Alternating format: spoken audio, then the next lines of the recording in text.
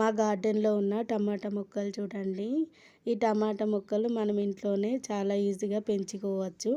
అది ఎలా అంటే మనకు మిగిలిన టమాటాలు ఉంటాయి కదా, చాలా పండిపోయిన టమాటాలను ఇలా చించి మట్టిలో వేసినట్లయితే చిన్న చిన్న మొలకలుగా టమాటా మొక్కలు వస్తాయి.